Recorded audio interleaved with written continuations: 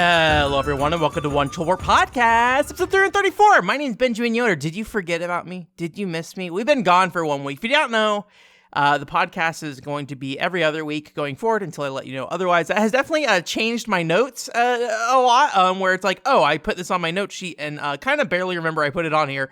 And then also, it means I have longer notes. So maybe we'll have a longer episode. Maybe we won't. Maybe I'll run through things faster than before. I don't know. We'll see.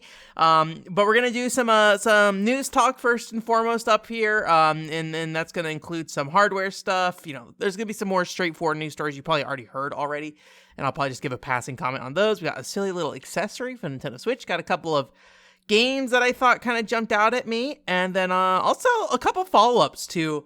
once again, Final Fantasy 14, and then also fighting games. So if you're willing to sit through me, struggling, then thank you so much for doing that. And then if we get time at the end of the episode, if it's not already ridiculously long, I wanted to go ahead and give you a walk through my thoughts of Tokiden Kiwami since I finished that up. So that is kind of the goals of today's episodes, but as a fresh new bi-weekly or every other 2 weeks. Bi-weekly is weird because it could be twice a week as well, but every other 2 week show, we'll figure out how things are going, and maybe we'll find that this format doesn't work, and then we go right back to me sacrificing myself at the altar every weekend.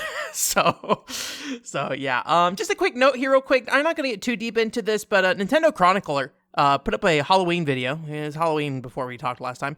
And they wanted to feature some spooky, horror-ish Nintendo games. So I went ahead and submitted to Nintendoji, and they accepted that. So if you want to check that out, I'll include a link for that in the podcast description. But that was a cute little video, and I'm glad they took that, and hopefully, again, expose more people to the Nintendoji life, because I don't think many people have engaged in the Nintendoji life. Even the people who watch my videos, the thing I kind of feel with the English guide stuff and things like that is like most people don't want to bother. And then also, like, I think even with fan translations, a lot of people don't want to bother. So, I mean, don't get me wrong. I'm not saying nobody plays them, but I do feel like a lot of times it's like the announcement of a fan translation feels like more impactful than like the actual fan translation when it comes out. Sometimes that's not always true. I don't have the numbers in front of me, so I can't tell you. So, and then Boku Natsuyasumi, I can't remember how they say the name. I was playtesting that, and that is out. So if you want to go check that out, we may be able to talk about Boku in the future. I don't know. I have weird feelings about Boku. We may or may not talk about it in the future. If I completely forget to talk about it next time, we will not talk about Boku on the podcast at that point, at least. So yeah. But the Nintendoji thing did remind me, because the guy who made the video reached out to me for gameplay footage, and I was like, oh, yeah, I can send you that over. And I sent him over. I was like, why don't I just upload all my gameplay footage onto my archive channel that I have? So I went ahead and started uploading just a ton of footage to my archive channel. Nintendoji, First Soldier, a bunch of Games for Girls games and things like that. It is just like bulk raw uploads on it. And so like, don't expect it to be actual content. It's more of just, hey, if you need somebody who played 20 plus hours in Nintendoji and you need to look at like what happened when they did that, here you go. There you go. It's there. Some of the video is bad. Some of it like was messed up, didn't have sound or scaled poorly or whatever, right? There's all sorts of problems with those things, but they're not being uploaded for views. They're being uploaded for just raw, here's some gameplay. So I did almost hit my data cap this month already, unfortunately. Well, not already. We're at the end of the month, but unfortunately, with the internet I have, there's a data cap. So just gotta play it carefully. I'm at like 90% right now, so I think this week is all I have to kind of wean myself on with that. So hopefully it will work out. And then I also went to a anime expo over the weekend as well, and that was Sin City Anime again. Did not do a panel this year, but had a good time going around Artist Alley. Had a good time talking to people, things like that. So that was pretty exciting. Level Up Expo panels are open. Submissions are open right now, so I will probably plan to do that. I think I have an idea for what I want to do, but I just got to sit down and actually work it out and hopefully get it in before they close their deadline, and then wait to see if they accept my panel. But I have a pretty clear idea of what I want to do, I think. So anyways, that's kind of what's up and up with me at this moment. So let's get into the game news. We're going to go over some of these two major stories that were kind of major news stories real quick. One is that the PlayStation 5 Slim that had that disk drive add-on that we talked about before, it requires an internet connection to activate the disk drive. So, if you didn't know, there's a digital system that they're going to be selling, and instead of, having a digital and a disc-based system like the past PlayStation 5 model, they're just going to have one system, and they will sell some as just the disc system as well, but both of them are the same hardware, and they both just have the disk drive that can attach on, so you can transform a digital system into a disc system. But apparently installing that disk drive requires an internet connection. I don't think the story really matters. I think I'm at the point now where, like, any kind of official stuff like this that require internet connection, that's just like activating devices and stuff, 20 years down the line is when this will really start to matter, right? And 20 years down the line, emulation and hacking and stuff ideally will be in a position that, you will have options to do whatever you need to do, and Sony will not care at that point, right? So it is a short-term issue, and for most people, they're going to be able to connect it up to the internet and activate that disk drive. That's kind of my feelings at the moment. So I know there's a lot of stink that got kicked up about it, but I think it's fine for what it is, and given the consumer market and given how much hacking is going to play a role in making sure these consoles stay playable in the long term, in my opinion. Nintendo also filed a patent for a detachable dual screen device, it seems like. So basically, this device is kind of like a DS looking thing, but I believe from what I recall, this is one of those older news stories that I don't remember off the top of my head. The screens could like detach from each other, which seems like a very dangerous thing to do for like a game console that would like kids would use, right? Is that they would lose the second screen if you could detach it. But I don't know. I guess you could say the same thing about Joy-Cons or something like that. So I'm not super excited about this just because I don't really know what the execution would be. I don't really expect Nintendo to lean super hard into any kind of hardware gimmicks at this point. I think as long as that thing can connect up to a TV, the dual screen aspect of it will not really matter. So I hope it does. And I hope they find ways to make that work on a screen for capturing, because I like capturing video games. But I don't have a ton of faith. But hey, cool if Nintendo does something weird. I would love for Nintendo to do something weird. I'm all in. I want all the weirdness, and then we can get back to having to ship your Nintendo platform to Japan to have some company hack your system if you want to capture any gameplay from it, because that's how life is. So, and then the last story, I thought this was kind of interesting. It's maybe kind of useless garbage, but I thought this was interesting. Taiko Drum Master, so the Bandai Namco rhythm game with the big taiko drums, right? You beat in the arcades. If you don't know, there's been home versions of those. And, if you want to play taiko drums in the home version, you can either buy a little plastic drum and play that way, or you can use the Joy-Cons and swing your Joy-Cons up and down. I'm going to guess probably button inputs as well if you really want that. But, I feel like a part of the taiko experience is smacking that drum. But what if you want the feeling of smacking that drum without actually smacking that drum? And you can do that with this new Taiko Drum Master accessory that basically snaps onto your Joy-Con. So this is like Wii plastic garbage trash, but it has little weights inside. So when you swing it, it gives the feeling of hitting something, even though you're obviously motioning in the air and things like that. So when you stop it, it should give like a click kind of thing, right? And I think that is very cool. Now, it is still like, I think if you were to, like, with the exchange rate today, it's like $25 or something like that. But if you're spending $25, I kind of feel like at that point, you probably should just buy the drum for your Taiko Master games on the Switch. But I thought it was a cute idea. And honestly, if I could get my hands on it without too much trouble, I would probably try it. Because I think that is a neat thing, and I would love to see how it feels. I think a lot about how Samba de Amigo on the Wii, I think, did a really good job of utilizing the Wii Remote's controls to gimmicks to make it feel like you are shaking a maraca, right? And obviously, the Joy-Con doesn't really have that, or at least I have not tried to play a Taiko game with Joy-Cons. I would suspect the rumble is too light for it to really feel like that can work properly in terms of like feeling like you're hitting something with a drum. Hitting a drum with a stick. So I would be very curious how this feels, but this seems like definitely, at least in America, would be like, Best Buy bottom shelf trash accessories for your super popular hardware. But yeah, I thought it was a cute thing. So looked at a couple of games. One of these we've talked about before, Utopia, or I think it's like Hebereke 2 or something like that is the Japanese name.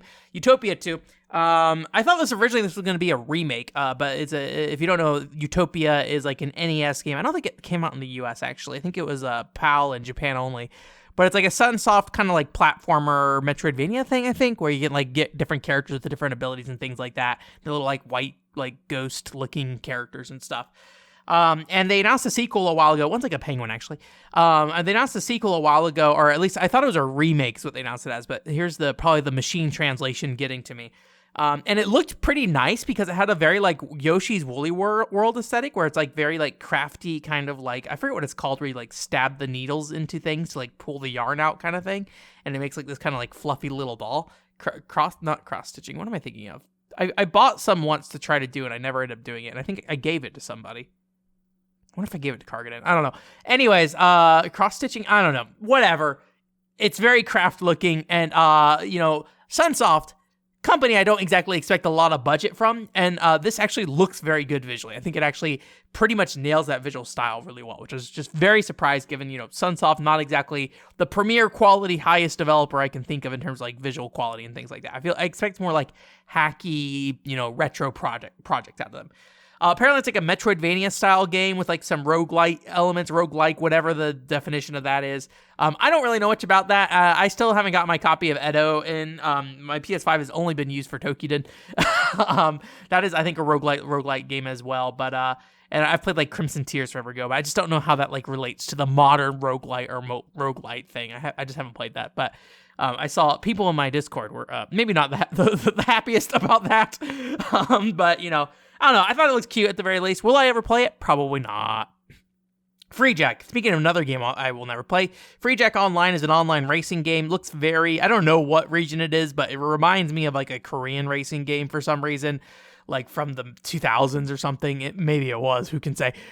But this is a parkour racing game.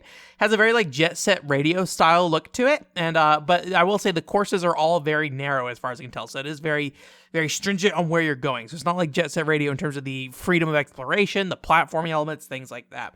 But it just had like a nice look to it, and it looked kind of fun. And I think it's like 6 to 8 people in a race kind of thing, and they all have very distinct character designs and things like that. I don't know if the characters like play differently at all, but I would hope so in a racing game. They have different stats and attributes and things like that. But I just thought it looked pretty cool, so I thought I would bring it up. Parkour racing game. Neat. Where's the Mirror's Edge racing game, buddy? EA? John Riccatello, you going back to EA? Make some Mirror's Edge racing? I'm going to elaborate no further on this story. Game of Life outsold Sonic Superstars in Japan. Okay, that was the end of that. Murasame Castle, Devil World, and Castlevania Legends added to Nintendo Switch Online. I think that's just a really cool set of games. Just like one of those sets of games that like, yeah, Murasame Castle, kind of not too surprising, and Castlevania Legends should freaking go somewhere at some point. I don't think it's in the current Switch collection or anything like that, so that's cool that it's there. So it's like they're games that absolutely should be available earlier, probably in the system's lifespan. We're getting to that point where it's like the fall off of Nintendo, like putting this stuff out. And what happens is next console cycle comes around and like, oh, whoops, sorry guys, we don't support this service anymore. And we're going to start the next service. And guess what? We're going to put out Super Mario World again, and you're going to like it. So I feel like we're edging towards that era of NSO, but hopefully it all carries forward. That would be my hope.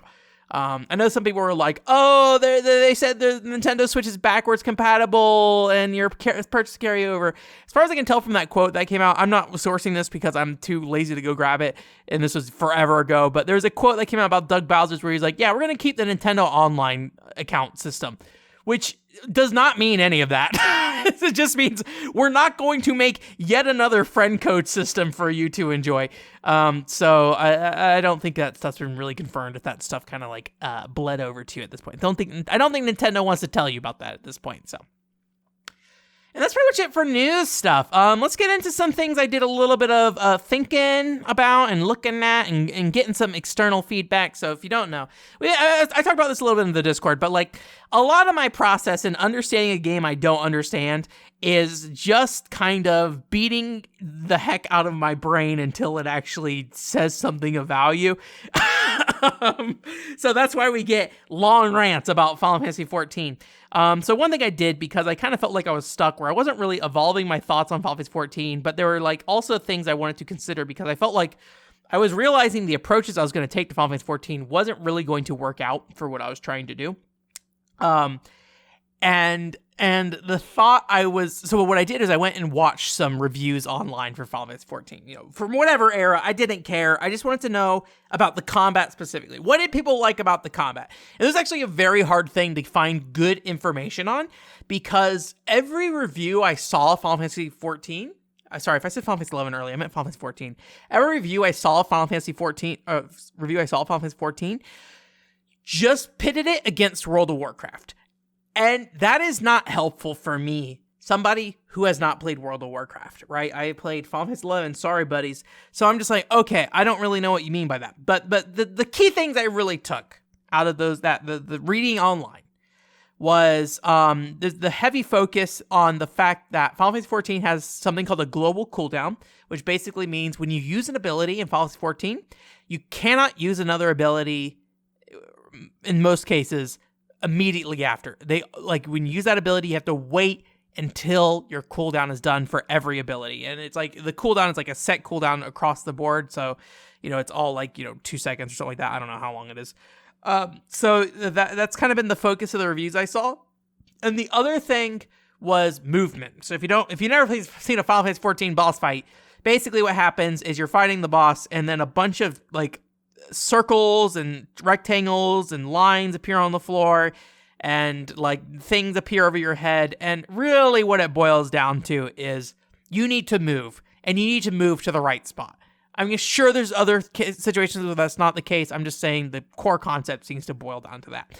And those seem to be the two things that everybody kind of pointed to, where global cooldown is a system you have to kind of learn to work with. And there are abilities that work off that global cooldown. And so there's some benefit to them, saying, okay, where can you slip in these abilities that help you most between global cooldown? And the other thing was the movement and the fact that it's kind of like a dance kind of thing, right?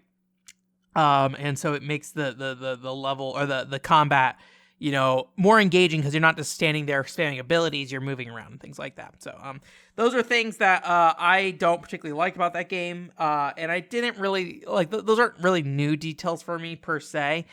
But the thing that kind of really stood out to me was a comment somebody made about rotations. If you don't know about rotations, this basically is the order of your abilities that you use.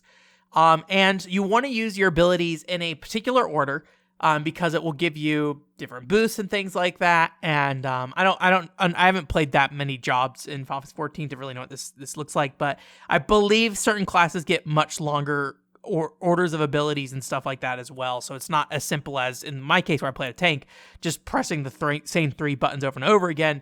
You have kind of longer, I would assume 10 plus chains of abilities and things like that. And somebody said, once you understand your rotation, you don't need to think about it to do damage. You just know what it is, and you can just throw it out there. And if you have a good rotation set up and you're able to keep track of it, and you can do it without thinking, then you'll do the most damage, basically. And that really reminded me a lot of two genres, rhythm games, because I think with rhythm games, you have to not engage your brain at a certain level. You have to just let the rhythm take over, and your body just know what the patterns are and execute, right? I'm not a big rhythm game player, so if you're like, Ben, that's not how that works for me at all, that's perfectly fine. That is my understanding of how rhythm games are, is that at some point you enter the Zen state, where you're not thinking, you are just acting. And fighting games also, I think, has a little bit of this as well, where with fighting games, it is there's a moment when you're staring somebody down, and when they use an ability, you can't think, you have to just react to that. So that reminded me of that a little bit as well. But fighting games, I think there's a lot more dynamic elements to it, and I think that's one thing that Final Fantasy 14 does not have, is dynamic elements. I think you are really chasing a perfect execution on a boss fight, and basically saying, all people in this group need to do this. I'm not saying you have to be perfect to win, but you have a certain level of being perfect that matters. And I talked to some people and some friends on Twitter, or some people on Twitter and some friends about this, and most of their complaints, because it mostly got complaints given to me, I didn't get any positive feedback, but I think people who are willing to complain are the more likely to talk about it. Is the biggest issues really seem to come down to the lack of variety in the boss fights, and the fact that like your ability to move and your ability to do your rotation properly are really the only two things that are being checked in that game, and making sure you're doing that. Because if you can't move, you're going to die, obviously. And then for damage, if you don't kill an enemy within a certain period of time, they go into a rage mode, or there'll be like certain abilities where you have to do some certain amount of damage. So it's about making sure your entire party can do the damage you need to not wipe immediately, basically, or be in a situation, or be put in a situation where you're basically going to wipe, probably. So so I think that was just kind of like, I don't know, it was just good things to think about. The rhythm aspect, I think, is something I don't resonate with very well, but I think that's something that kind of helped click in the piece a little bit for me. And then also just kind of understanding what people didn't like about it as much. I'm not going to go into detail of what I plan to do when I get back to that game. I think I talked a little bit about that last time, and my plans have changed a bit. But the reality is I don't plan to play Final Fantasy 14 before the end of this year. So I'll hold off until I actually do something, and we can leave that aside. Another thing I want to talk about real quick is Sakurai did a video on the Shoryuken, the hit move. Dragon Punch, is that what that is? The hit move from the Street Fighter series featuring Mr. Streets, where you have to like put in a input to do your like uppercut, right? So as with most Street Fighter based fighting games, you're gonna put in like 3 inputs, and that will be like swooshes or stuff like that, or some kind of quarter circle thing or whatever it's called, right? You're gonna do the Hadouken, right? And so I thought it was just interesting in this video because I talked a little bit before about like what do button inputs mean for attacks, and when we look at the modern day fighting game, a lot of games aim to reduce the need for button inputs, right? Here's a shortcut button, here's a modern control scheme where you don't have to do this. But Sakurai kind of broke down the idea that like the button inputs you use for a Shoryuken mean a lot when it comes to guarding, actually.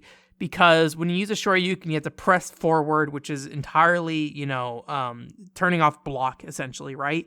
And then you have to press down, which makes you kind of open to aerial attacks, which the Shoryuken as a aerial move would be or aerial anti-air, maybe is the way I should say, would be typically receiving that. So it makes you vulnerable to that. But then you put forward and like down, I think is what it is. Sorry if I didn't get the order right, but in that essentially is like the ultimate, like you are down on the ground and then also you're pushing forward so you're not blocking, and that executes the Shoryuken. And seeing it explained that way just made a lot of sense. And I think that made me better understand certain parts of that input. I'd be very curious to know like how many games have put that kind of thought into those kind of inputs. Or how many games just were like, well, Street Fighter did it. Let's just make it the Street Fighter combo because that's what everybody knows. So I thought that was like a really interesting thing as well. That kind of helped give me some clarity on the stuff I talked about before, where I was like, I feel like special moves in fighting games should replicate the movement of the move more, so I could better understand what I'm doing and when.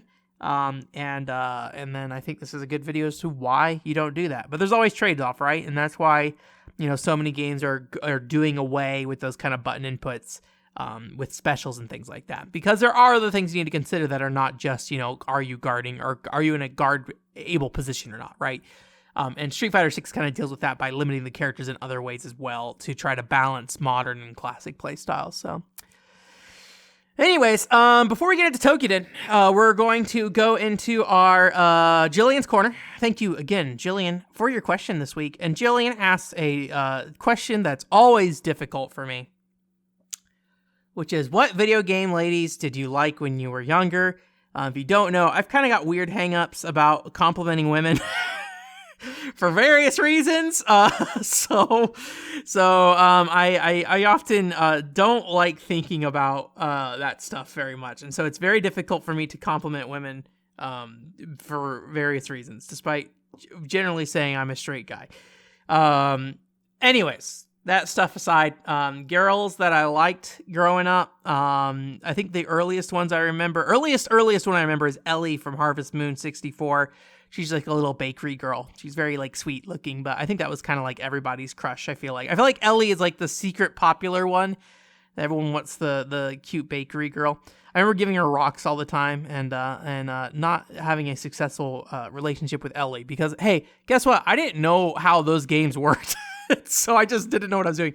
I basically didn't play Harvest Moon 64 as much as I owned it and played it. So Celia, also a Harvest Moon character. She's the green girl in Harvest Moon, farmer girl. I remember liking her as well. She's also, goody two shoes kind of girl kind of thing. And then there's Pepper Box, the renegade from Evolution 2, lady with wearing jeans, but one entire jean leg is gone. She's got her cleavage hanging out. I don't remember anything about liking Pepper Box other than that she was flirty, and she probably because she was curvy was the other thing as well. So I remember briefly having a feelings towards her to some degree, I guess. I don't know what I would say. I mean, this is technically just like as well. But I don't know. I feel like we are in the headspace of I don't know. Whatever. I don't care. This is so hard for me to talk about, but I'm trying to make it work. Anyways, Pepper Box, I thought, I don't think I really liked her for any reason other than she was maybe one of the earlier characters that I realized that like, oh, she's being flirty. And oh, she's got stuff going on with her clothes and stuff. So yeah. I also like Cassandra a lot from Soul Calibur 2. I like her green outfit. Very good green outfit. So, I couldn't think of too much more, from that point on though. I do have lady characters I like, now. What's her name? Gosh, I was about to say she's my favorite and then I blanked on her. Idea from, Somabringer is one of my favorite lady characters, but not from, I don't know. I feel like the vibe of this question was, what ladies did you like when you were younger? Like when like more of a crush kind of thing. I don't know, Jillian. I hope you enjoyed that answer. Whatever, Jillian. Thank you again for donating and supporting Jillian and Zero. And I haven't checked the Ko-fi in a bit. Let's see. Let's go on an adventure together. Did somebody donate to the Ko-fi? Are you going to get, whoever you are, props for donating? Nope, just Zero and Jillian. So anyways, thank you again, Zero, Jillian, and anybody else who's supported me in the past as well. I really appreciate it. All right, the last thing. We're making good time. I'm glad. I was a little worried we were going to get kind of caught up. I did kind of shorten some segments down, I think, but I think sometimes trying to shorten stuff up is generally a better thing to do, especially when it's talking about like Nintendo hardware stories. And like, guess what? Go to every Nintendo podcast in the world, and I can tell you they talked about the patent stuff, I'm sure. I don't know why I breathed so heavily there. Togen and Kiwami. Oh gosh, we talked about this a little bit before, but I'm going to start fresh in case you haven't heard about it a little bit. And I have more like organized thoughts on this. But if you don't know, Togen and Kiwami, this is a Koei Tecmo kind of Monster Hunter clone that was released, I believe in the late 2000s, very much around that like local wireless multiplayer boom that happened in Japan, where you had a lot of like games in that Monster Hunter style and things like that. And Tokiden Kiwami Tokiden was originally a PSP game, and Tokiden Kiwami is the enhanced re-release with that, with more content and things like that. So if you have any familiarity with how these kind of games operate, what ends up happening is you have a game that is really one video game, but it is two kind of distinct stories separately. Typically, they might carry over into each other, but they feel like two longer. It feels like a longer game because there's basically two tales that are told in this game from each release, basically. So, as a Monster Hunter game, there's a lot of familiarity in the structure. If you ever played one of those kind of games, you have a central hub that you kind of go to, and you can, equip a diverse number of weapons that have different play styles, and you can create equipment, and all of those use like monster parts and things like that. And as you kill stronger monsters, that lets you craft stronger gear, and there's like elemental elements to your weapon. So a lot of customization with that kind of stuff. And then once you've built your gear, you kind of go out and accept missions from like a desk, and then you get into a zone that's typically divided up into 10 tiny rooms that you kind of go between, because guess what? The PSP didn't have a lot of RAM. so we have to divide it into these tiny rooms. And so there's like 10 or so rooms. So even though this is a PS4 game, or at least I'm playing the PS4 version, I think there's a Vita version as well, and a PSP one in Japan, I believe, as well, of the remake. It still holds on to a lot of those kind of like PSP era intricacies or baggage, maybe is the better word, kind of like that. So you go to those areas, you can hunt down a monster, and that's kind of it. Kind of the biggest differences from like this actual hunting part of the game is that it is a faster paced game versus a Monster Hunter. So I think like lighter weapons in the game are a bit more useful here, where in Monster Hunter you kind of want the bigger, slower lumbering weapons.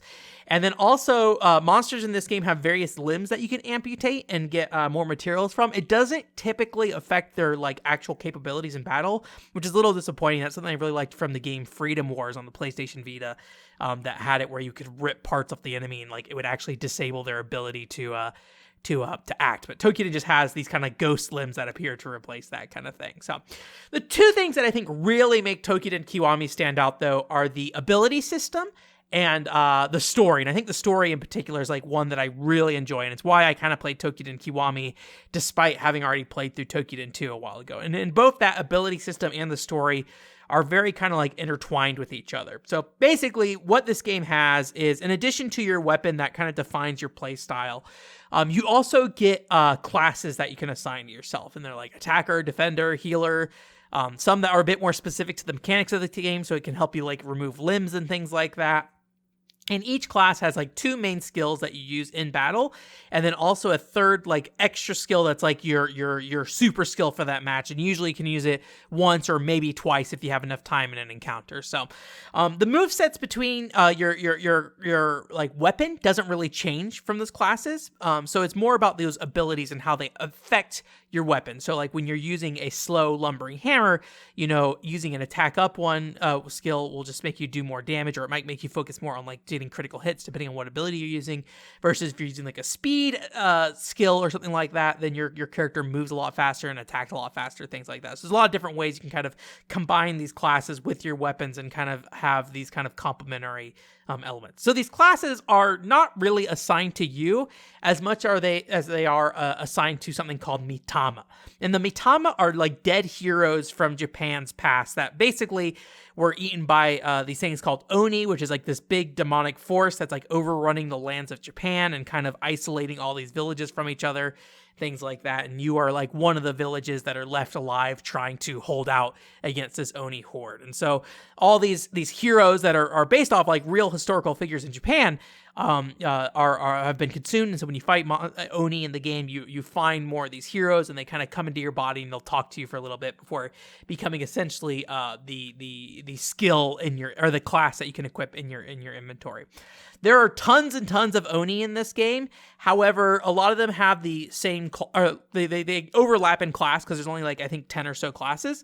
And also their abilities don't change when it comes to like the actual skills you can activate in battle. But what they do have that's unique to them are various stats and skill buffs. So as you level them up, you can get up to like level 10 or something like that.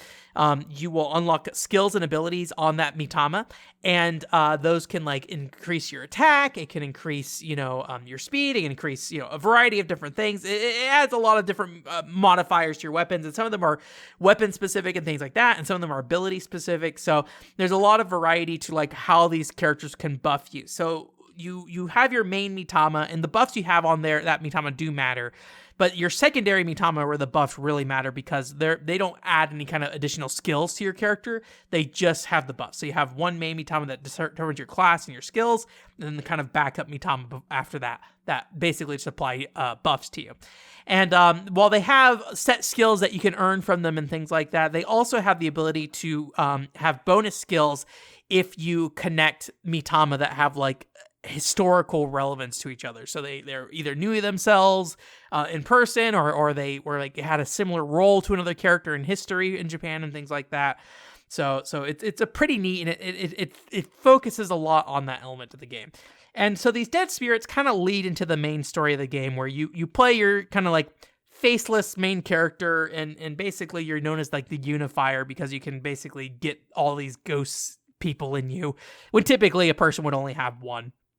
And so what happens is, story-wise, these Mitama, unfortunately, are kind of underutilized for the most part. There are some more story-relevant Mitama, but those kind of fall to the background, and they're more like dressing for the game, where the actual story you have is more about your side cast members, who are people who are in your party in town, and you help out, and you can take on missions and things like that. And because this game is kind of all about, the death of those Mitama and stuff like that, it also kind of goes into the other aspects of the story, where death is also like a very heavy presence as well. And so all these interactions you have with different people and stuff typically revolves around them accepting death in one form or another, whether that be, being in a position where they're okay with dying if they die out on the battlefield now, or sometimes okay with like not killing themselves on the battlefield.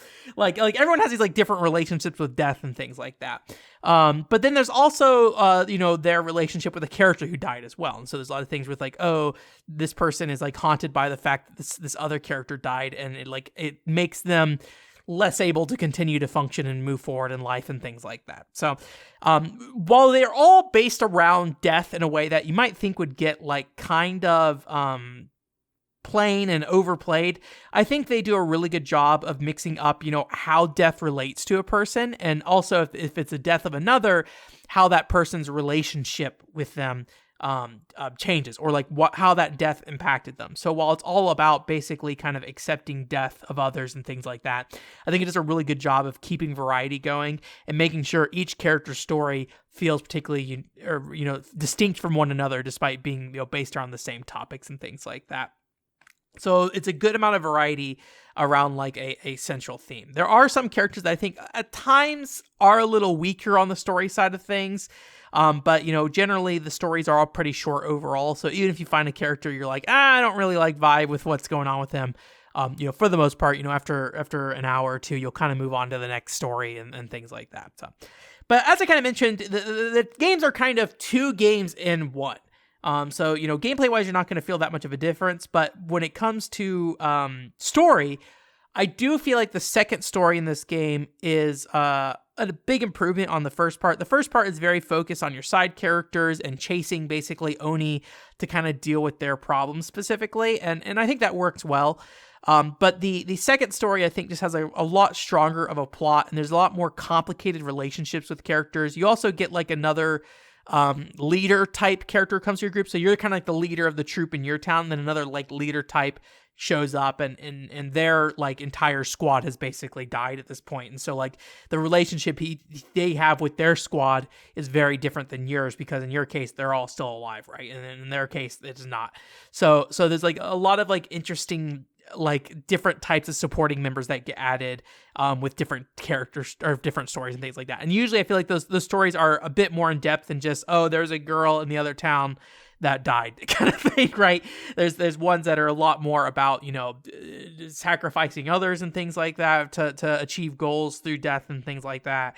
And then also characters who in some ways are trying to like invite death to the world and things like that because of their own inability to deal with death and things like that, right? So there's a lot more interesting, diverse characters, I feel like, in that second half of the story, and overall, I think it is worth playing through to the second half of the story if you play through that first part, because even though it is more of the same game generally, the story I think is the strongest of Tokiden, the Tokiden remake content.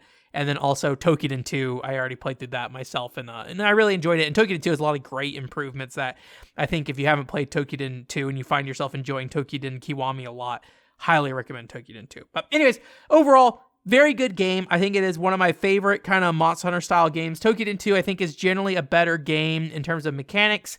Story-wise, I think maybe Tokiden 1's a bit stronger than Tokiden 2 is. But yeah. But good, strong weapon variety, a really cool world based around like this like very hopeless version of Japan and things like that. And I feel like it has a really distinct layer of storytelling to it. That does a really good job of focusing on one particular theme, but then making sure the variety is there to keep being interesting. So Anyways, that's going to be it. I am surprised that is as short as it is. I expected it to be way longer, but here we are. Like I said earlier, we're still on the every other 2 weeks thing here. So this will probably be the last podcast I really highlight it, probably, I think, unless there's some other reason why I need to do that. Nothing really new at the moment in terms of just like stuff that's coming out. Still just working on stuff behind the scenes. I forget if I mentioned it earlier, but I'm playing through, I didn't quite finish it, but Boku Natsu Yasumi 2, I play tested that, so definitely check that out if you're interested in kind of good feel summer vacation games. And kind of like, I don't know, like it's a very sappy game. I don't say that in a bad way, but like, I think you got to be willing to give yourself to the game a lot of times. And I know some people think that's kind of like, basically, giving the game too much credit, but I think it is a good game in that regard. And I think if you do approach it like a video game, it's going to be kind of hard to get into. So I would recommend, just kind of taking it slow, enjoying it like an experience, things like that. I might write something about Boku Natsu 2. I don't know yet, but I don't think I'll make a video just because I can't think of any angle I would feel really good about investing a ton of time in. I don't know. You know me. I will say I'm not going to do this, and then 2 weeks later, I'll be like, oh, guys, sorry, I lied. I made a Boku Natsu 2 video. So yeah, but we'll be nearing Thanksgiving by the time we talk again. So thank you guys for coming. I appreciate you listening and tuning in. I will look forward to talking to you guys again soon. Otherwise, I'm going to try to finish up Boku soon here and hopefully get back to Arc Rise Fantasia, everybody's favorite video game. And get more progress on that because I am still only like halfway through that video game. Jesus Christ. I was like, started in April this year, whatever it was, when I first came back from Japan, whatever it was, I came back and was like, I'm going to do this. And then here we are today and still barely through it. I would like to finish it by the end of the year, but not looking too good on that. You guys have a great week. OneChillboard.com is the website. And have a great 2 weeks, I guess, actually. Yes. Goodbye.